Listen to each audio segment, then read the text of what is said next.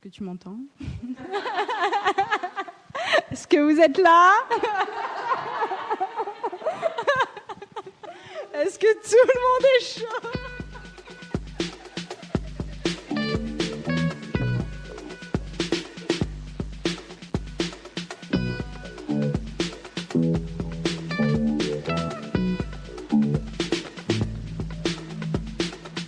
Bonjour et bienvenue dans le premier épisode bonus de Podcast ou Sexiste, le podcast qui traite des questions de genre au niveau linguistique et sociétal.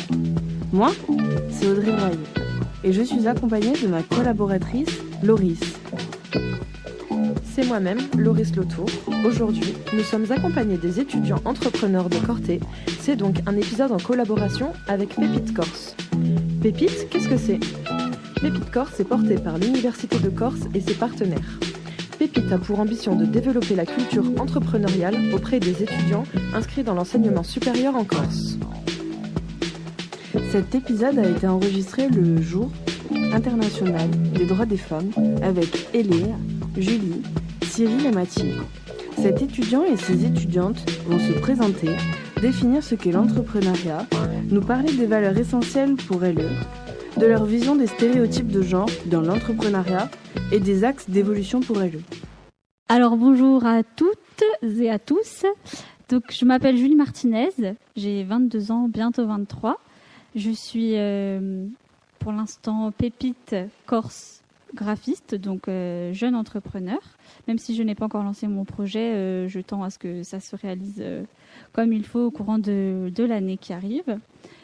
Je suis en parallèle de ça artiste, je chante, je joue du piano et je fais plein d'autres petites choses comme ça qui me font du bien. Du coup, j'étudie donc le monde du graphisme, tout ce qui est un support d'impression, support de communication, et j'aimerais bien proposer par la suite des petites formations pour savoir et apprendre à communiquer. Donc, je travaille là-dessus en ce moment avec le pôle Pépite au Fab Lab de Corté. Alors, l'entrepreneuriat, pour moi, c'est pas qu'une grosse industrie, c'est surtout un enrichissement personnel par l'apport professionnel. Et pour moi, c'est une grande motivation et quelque chose que tout le monde peut réussir à faire et à entreprendre. Parce qu'aujourd'hui, on peut le faire. Si on y croit, si on veut, on peut y arriver. Et il y a beaucoup de structures qui sont là pour nous aider, notamment Pépite, qui est une super structure. Et c'est pas parce qu'on n'est pas étudiant qu'on ne peut pas y participer. Et ça, c'est vraiment super enrichissant parce qu'on rencontre plein de monde et on y croit tous ensemble et on n'est pas seul dans ces projets d'entreprendre n'importe quoi. Alors, donc moi, je m'appelle Mathilde Ménager. Donc, je suis à la fois la Fab Manager du Fab Lab de Corté. Donc, je m'occupe du lieu, de gérer les utilisateurs, les machines, le stock, et de participer à la vie du lieu. Et en parallèle, je suis aussi une pépite, donc je participe au programme.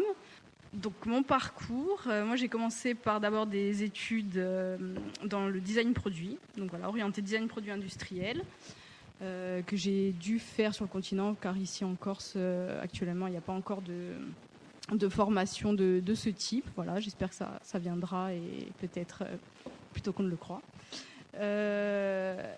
Et ensuite, j'ai enchaîné avec de l'artisanat. Donc j'ai fait une année à l'école Boulle en artisanat d'art, donc dans la monture en bronze. Tout ce qui est travail du métal. Et par la suite, je suis revenue en Corse et donc j'ai pu intégrer ici le Fab Lab et le pôle Pépite. Donc à la fois, je travaille ici en tant que manager et je développe mon projet d'entrepreneuriat. Donc moi, à terme, j'aimerais avoir un atelier de création.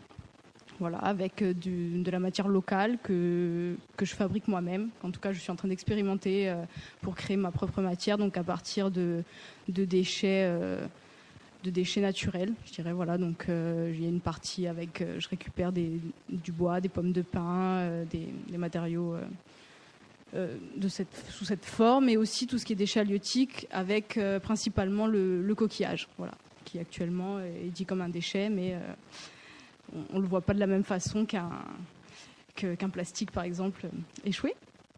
Et à partir de ça, donc, je fabrique, actuellement, j'ai entamé une gamme de bijoux, donc, sous le nom d'Aragonite. Et par la suite, je développe aussi à côté une petite partie design et objets.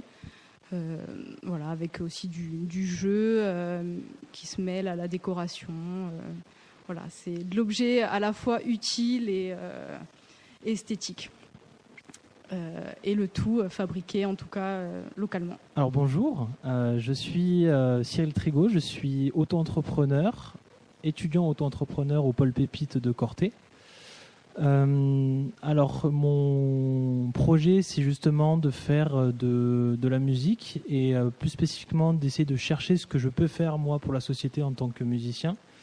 Là, j'arrive à voir certaines pistes, donc par exemple faire du sound design pour les films d'animation, les films, et notamment des formations en sound design. Donc ça, c'est mon projet. Je fais aussi de la musique à côté. Je travaille aussi pour un jeu vidéo en tant que sound designer. Donc, je m'appelle Eléa Batini-Arab, je suis étudiante en licence 3 d'art plastique, étudiante entrepreneur également depuis septembre et membre de l'association Donner-Sourire.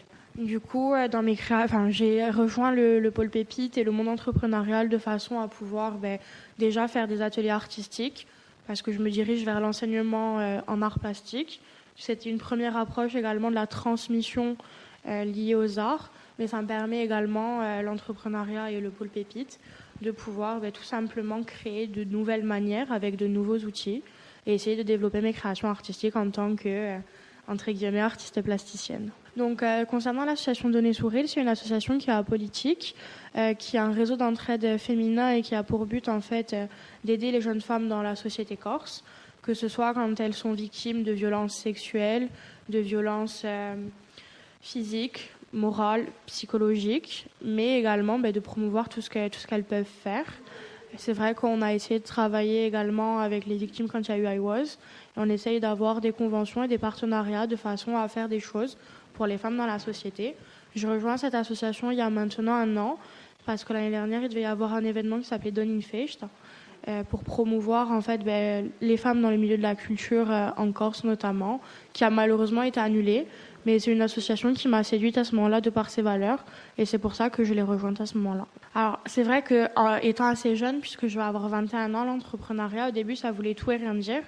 C'est vrai que grâce au pôle Pépite, j'ai vu les différentes manières déjà d'être entrepreneur, que ce soit avec être auto-entrepreneur, des micro-entreprises, les entreprises, et également les coopératives d'entreprises, parce que c'est vrai qu'on a la chance avec Pépite d'être suivi par APRO, qui est une SCOP, et de pouvoir bénéficier de contrats CAP qui nous permettent d'être pris en charge.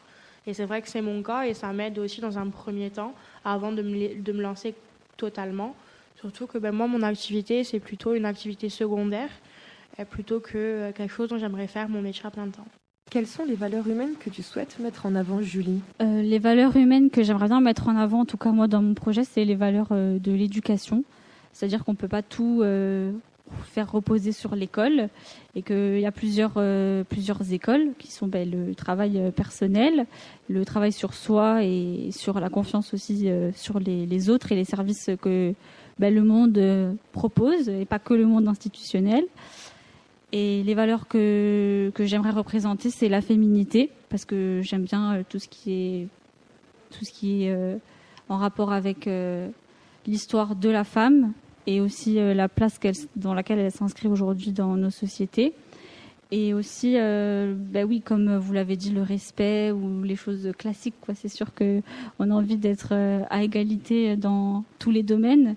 Et c'est vrai que le domaine aussi de l'environnement compte beaucoup aujourd'hui, parce qu'on essaye de moins consommer, on essaye d'être parfait, et on sait qu'il y a plusieurs façons d'y parvenir, sans pour autant se juger. Et en fait, il faut faire de son mieux à son échelle. C'est plutôt ça ma valeur, on va dire, faire de son mieux à son échelle.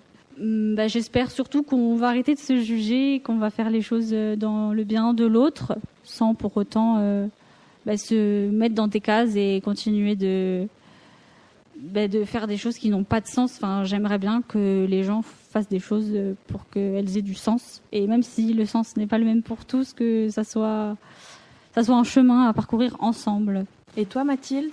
Alors, les valeurs, pas que je prône, mais qu'en tout cas j'essaye de suivre, je dirais. Moi, j'essaye le plus possible la fabrication locale, d'éviter, tant qu'on le peut, d'aller chercher ces matériaux, même s'ils sont moins chers, à l'autre bout du monde, de pouvoir aussi travailler en local, d'essayer de faire participer du mieux qu'on peut les acteurs qu'on connaît en direct. En plus, on a ici un pôle qui le favorise, donc voilà, essayer de travailler tous ensemble assez intelligemment et d'essayer surtout de faire émerger les richesses de son territoire.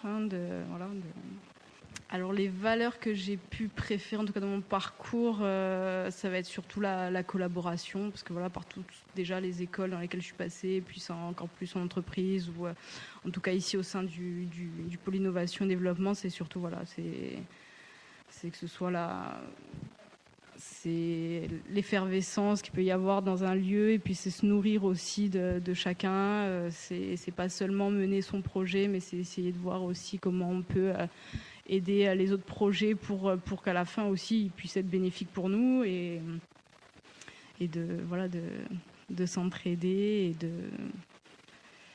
et de se nourrir. Voilà, de se nourrir aussi de chaque compétence qu'on peut trouver autour de soi. Qu'est-ce que tu souhaites véhiculer comme valeur dans ton entrepreneuriat, Cyril ? Sinon, par rapport à ce que je souhaite véhiculer comme valeur, les valeurs qui me semblent importantes, c'est déjà que le projet, en fait, ce soit une passion, plus que justement un besoin d'en vivre. C'est pour ça que la gratuité, c'est, je pense, le meilleur service en tant qu'auto-entrepreneur, parce que la gratuité, c'est montrer que du coup, on est passionné par la chose qu'on fait. Et c'est montrer aussi aux personnes qu'on est capable du coup de sortir, on va dire, du quota de besoin d'argent. Donc ça, c'est vraiment très important de se mettre au service des personnes pour sa passion et pas pour l'argent. Ensuite, en termes de valeur, il y a la motivation. Il faut se motiver. C'est un combat de tous les jours, hein. C'est se lever le matin à 8h, prendre son petit-déj et après se mettre au taf, quoi. Il y a pas de secret. Et peut-être dernière chose, c'est aussi vraiment prendre en considération qu'il ne faut pas être tout seul, parce que je pense que c'est l'une des plus grandes erreurs que je perçois autour de moi et que du coup j'ai vécu aussi, c'est de penser qu'on est capable de tout faire tout seul, et c'est pas possible, ou alors on peut pas pousser des projets à la plus haute qualité, et c'est vraiment important de s'appuyer sur d'autres personnes et de travailler avec d'autres personnes, et donc de déclencher, on va dire, des collaborations, etc. Quelles sont tes valeurs essentielles pour entreprendre, Eléa ? C'est vrai que du coup, mes valeurs à moi sont beaucoup basées sur la transmission, la créativité, le fait de pouvoir partager des messages et des thématiques grâce à l'art. Mais après, je pense qu'aujourd'hui, en étant entrepreneur, il faut malgré tout être des personnes bienveillantes. Je pense qu'il faut laisser sa place à tout le monde et aux idées de tous. Et c'est vrai que c'est des choses qui, des fois, ont du mal, on va dire, à être totalement véhiculées. Mais on a la chance au pôle Pépite que ce soit le cas, d'être entourés, chacun dans nos branches, que ce soit les pépites makers, les pépites artistes ou les pépites graphistes, d'avoir de très bonnes ententes et de pouvoir compter les uns sur les autres. Et c'est une force aussi du pôle Pépite, à mon sens, et de tous ces jeunes entrepreneurs, et moins jeunes des fois, qui se côtoient. D'après ce que tu nous as dit, Julie, pour toi, il y a une réelle discrimination de genre ? Oui, j'ai dit ça parce que, en fait, c'est une réalité. J'ai été pendant un petit moment animatrice commerciale et j'ai été victime, si on peut dire ce mot, je ne sais pas si c'est légitime ou pas, de beaucoup de préjugés. Par exemple, pour vendre, il faut mettre un décolleté, des choses comme ça. Et au début, je ne me rendais pas compte. Et en fait, c'est vrai que ça m'a énormément touchée. Et on m'a souvent demandé, as-tu des problèmes avec les hommes ? Non, mais ça m'énerve qu'on réduise la femme à cette image qu'elle renvoie. Pourquoi on est sans cesse obligé de juger un physique ? Enfin, il y a quand même un cerveau dans tout ça. Et je pense qu'il ne faut pas s'arrêter aux personnes qui disent ça et qu'il faut juste passer son chemin et croire aux autres personnes qui ne disent pas ce genre de choses et ne pensent pas ce genre de choses non plus. As-tu des entraves à l'exercice de ton métier, Mathilde ? Alors les entraves, moi je les vois plutôt... ça va être, des fois, on a un projet entrepreneurial, on peut avoir des convictions sur sur ce qui pour toi pourrait marcher, sur en tout cas ce qui te tient à cœur de fabriquer et d'un jour peut-être pouvoir vendre. Et l'entrave va plus être aussi au niveau peut-être du regard de certaines personnes ou de l'avis de certaines personnes qui soit comprennent pas ton projet. Donc ça aide aussi après à réfléchir et à mettre en forme et à verbaliser aussi et à se battre en disant mais si je sais que ça peut marcher, mais c'est aussi pouvoir des fois se dire je suis peut-être pas confronté au bon public et aller justement à la recherche de son public et de sa clientèle, parce que effectivement de toute façon tout ne peut pas plaire à tout le monde. Et même des fois aussi se remettre en question, parce que je pense qu'aussi la plus grande entrave, c'est de s'apercevoir que ce qui nous plaît le plus à nous va pas plaire au plus grand nombre. Voilà. Et c'est aussi apprendre à se mettre dans la tête d'un client, à se mettre à la place des autres, de qu'est-ce qui plaît aux gens et pourquoi, et ce qui me plaît à moi, ou ce que moi j'exprime et je veux exprimer, tout le monde ne peut pas ressentir la même chose et ne peut pas aimer ce qu'on aime. Voilà, c'est un peu, en tout cas dans le monde un peu de l'artisanat et de l'art, je pense que c'est ce qui peut aussi freiner. Au-delà, ça peut freiner parce qu'on peut se dire parce qu'on le prend encore plus personnellement. Voilà. Et la remise en question est d'autant plus compliquée. Tu as ressenti de la discrimination de genre dans le design ? Humainement, oui. Après, je pense que j'ai pas encore le recul suffisant pour le dire. Après, je pense aussi si je suis pas allée plus loin, par exemple, dans le monde de la métallurgie, je dirais, au sens comme j'ai pu faire mes études à l'école Boulle. Je pense aussi parce qu'on sent aussi que c'est un métier où quand on te dit je fais de la soudure, je fais de la forge, je suis une fille d'1m50, on te regarde un peu avec des grands yeux en disant mais tu vas réussir à porter, à taper assez fort, Ouais. Alors je dis pas que c'est un frein et que j'aurais pas pu aller plus loin. J'avais besoin aussi de cette expérience, moi, personnellement. Mais ça peut, ça aurait pu en tout cas. Ça aurait pu, si j'avais choisi d'aller plus loin dans cette voie, je pense que ça aurait pu en tout cas me faire me remettre en question sur ce choix. Ou alors me forger encore plus une âme de je vais vous prouver que c'est pas que ça et que moi aussi je peux le faire tout aussi bien que n'importe qui. Moi en tout cas dans le design je l'ai pas trop ressenti parce que c'est surtout après des personnalités plus qu'un genre. Voilà, c'est pas tant le genre qui compte, c'est plus la personnalité, ce qu'il en dégage et la créativité de la personne qui est mise en avant plus que son genre. Donc je peux pas dire que je l'ai énormément ressenti. Cyril, tu as ressenti de la discrimination dans le fait que tu sois un homme dans ta route entrepreneuriale ? Après, pour le côté un petit peu, les questions sur l'homme un peu en tant qu'auto-entrepreneur, si je me suis senti moi un petit peu mis de côté par rapport au fait que je sois un homme, pas du tout. Dans mon entourage, les filles non plus. Je me suis pas senti valorisé et les filles que j'ai côtoyées dans mon entourage aussi ont pas forcément. J'ai pas vécu en fait de discrimination particulière, donc je pourrais pas trop donner mon avis si je vois qu'il y a vraiment une discrimination positive ou pas sur que ce soit une fille ou un garçon. Donc oui, moi dans mon quotidien je vois pas ça en fait. Dans ma famille non plus, on n'a pas forcément vu ça, donc je suis pas vraiment confronté à ce problème-là. Ce qui fait que le fait de me dire que par exemple, c'est un exemple très simple, mais je vais le dire parce que du coup c'est ce que je pense. Le fait qu'on me dise qu'il y a une journée de la femme qui existe, pour moi, vu que je ne connais pas forcément la discrimination, c'est aussi de me dire pourquoi il y a une journée de la femme et pourquoi il n'y a pas une journée de l'homme. Je pense que c'est une remarque que tout le monde se pose d'ailleurs. Il ne s'agit pas de la journée de la femme, mais des droits de la femme. Donc pour moi, ils sont, comme je dis, dans mon entourage, ils sont respectés. Alors si c'est les droits, écoutez, par contre, le fait que justement, je sais qu'il y en a des discriminations, moi je les vis pas au quotidien, alors de savoir que justement, peut-être qu'il faut le faire valoriser par une journée, tant mieux. Après, est-ce que du coup, moi je propose des solutions ? Non, mais j'incite du coup les personnes à côtoyer les personnes que je côtoie, puisque justement moi je vois pas forcément de discrimination autour de moi. Alors après, par contre, si c'est la journée des droits de la femme, si justement ça les fait valoir, tant mieux. As-tu été victime de discrimination dans ton entrepreneuriat, Eléa ? J'ai eu de la chance, je n'ai jamais vécu ce genre de choses-là. Je sais que ça arrive à d'autres.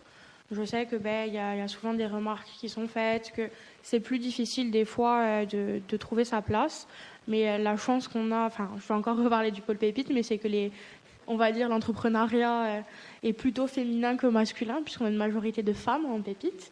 Donc c'est une bonne chose aussi de voir comment est-ce que cette tendance, elle peut s'inverser et peut donner la parole aux femmes.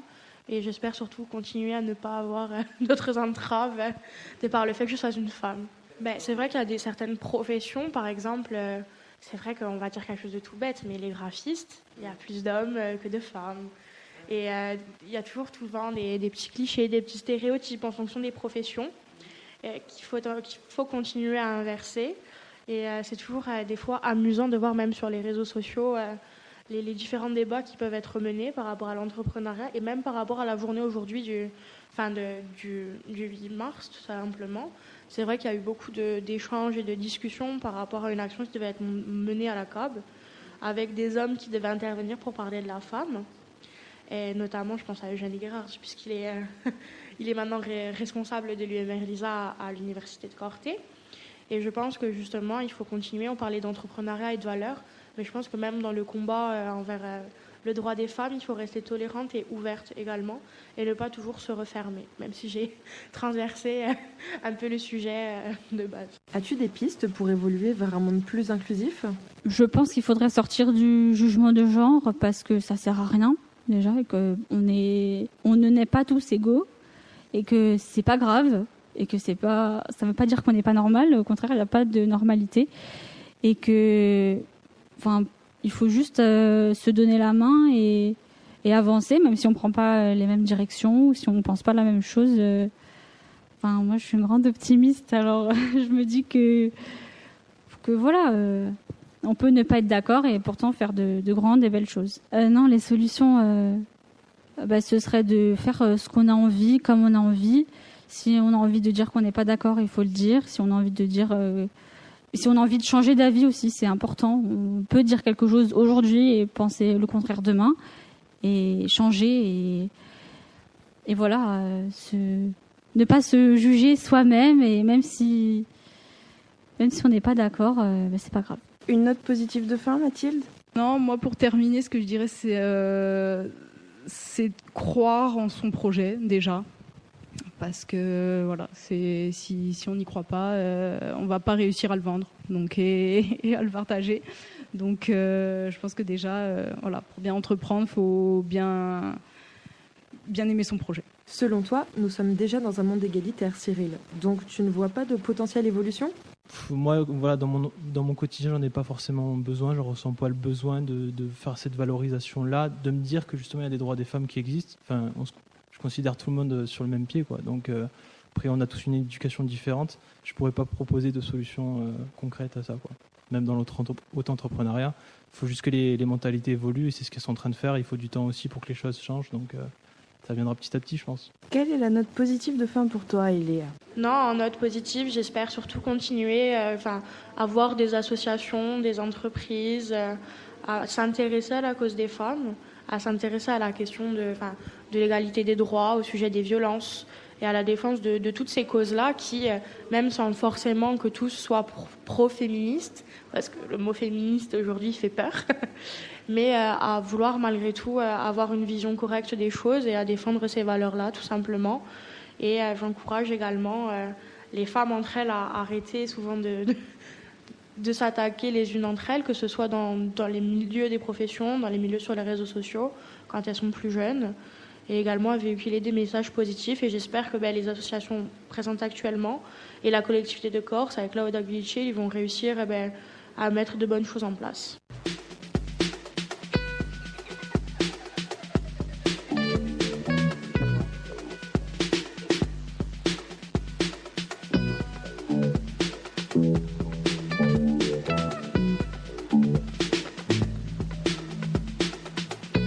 Dernièrement, un observatoire des représentations entrepreneuriales liées au genre chez les jeunes a vu le jour. Une initiative portée par le ministère de l'Enseignement supérieur. Leurs études sont menées auprès des étudiants entrepreneurs du réseau Pépite France. Selon cet observatoire, 30% des étudiantes entrepreneurs font une licence entrepreneuriale. Et de plus, 60% d'entre elles sont militantes et investies dans des associations. Les représentations et disparités liées au genre sont le quotidien dans notre société. Il en va de même dans l'entrepreneuriat. Toutefois, cela tend à changer et les propos de nos intervenants entrepreneurs sont encourageants. Que vous soyez une femme, un homme, non-binaire, que vous soyez cisgenre, transgenre, hétérosexuel, homosexuel, asexuel, transsexuel, queer, bisexuel, pansexuel, les arguments énoncés n'excluent et ne discriminent en rien la personne que vous êtes. Via ce podcast, nous souhaitons libérer la parole, ouvrir la pensée et faire réfléchir sur les différents sujets liés au genre. Merci d'avoir écouté le premier épisode bonus de Podcast ou Sexiste. Nous remercions grandement nos intervenants d'avoir pris de leur temps pour venir nous parler de leur expérience. Nous vous donnons rendez-vous le 15 avril pour un épisode très spécial. En attendant, vous pouvez nous suivre sur les réseaux sociaux, Facebook, Twitter, Instagram, à Podcast ou Sexiste.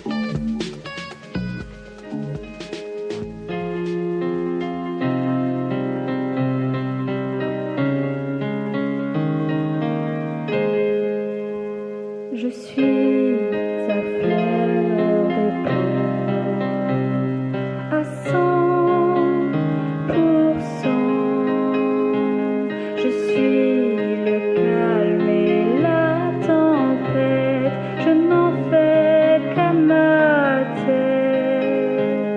Tu restes dans ta coquille à broyer du noir.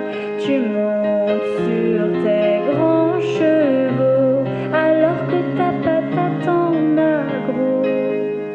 Je te vois, je te veux. Chaque fois que je te vois, je te veux. Je te vois, je te veux. Chaque fois que je te vois, je te veux. Se rappeler du coup de foudre sans se les attirer pour garder ma tête dans les nuages. Je décrocherai la lune. Je te vois, je te veux.